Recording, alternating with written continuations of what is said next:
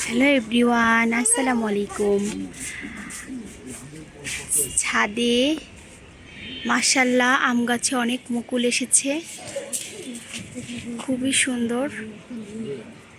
এটা হচ্ছে সিজনালি আম গাছ আর ভীষণ সুন্দর মুকুল আসছে প্রত্যেকটা এসে, খুবই সুন্দর।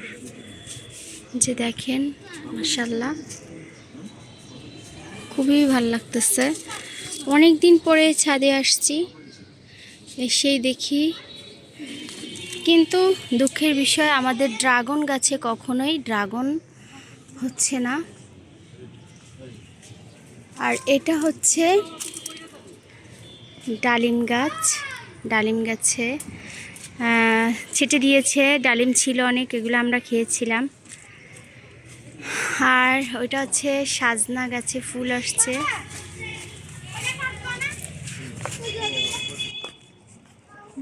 আর এটা হচ্ছে আরেকটা বাগান বিলাস গাছ।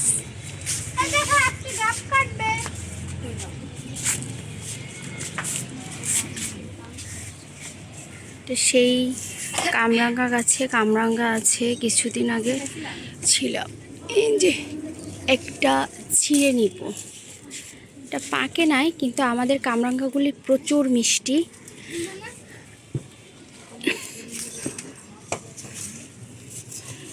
দুইটা ছিঁড়েছি। নাও এগুলা, নাও এগুলা, নাও নিসা, নাও, আমরা মাখাই খাবো বাসায় নিয়ে। আমাদের কাছে একটা বড় আছে, আমরা সাথে খাবো। তাও এটা পাকা খাবো, সমস্যা নেই, এগুলি প্রচুর মিষ্টি। তাই সত্যি এটা আর বড় তো না। এই যে আমাদের বড় আপু আসছে, তাই সবগুলি নিয়ে নিব পেরে, আর লবণ মরিচ দিয়ে মাখিয়ে খাবো, খুবই টেস্ট। দেখেন সাজনা গাছে অনেক ফুল আসছে। এই আম গাছটা মনে ফালাই দেওয়া যাবে, এটা তো একটা মুকুল ওখানে। অন্য গাছ সেট করতে পারবো মরিচ।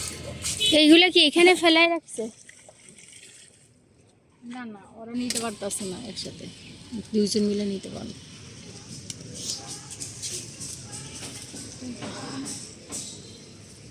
সব একসাথে এখানে দেন। আর এটা হচ্ছে কাটা মুকুট গাছ,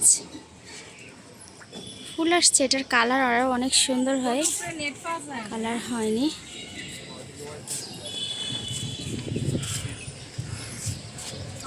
দেখেন মাশাআল্লাহ, খুবই সুন্দর। যাই হোক, কেমন লাগলো আমাদের ছাদ বাগান অবশ্যই কমেন্ট করে জানাবেন। বেগুন গাছ লাগিয়েছে আমার শাশুড়ি, মাশাআল্লাহ খুবই সুন্দর হয়েছে।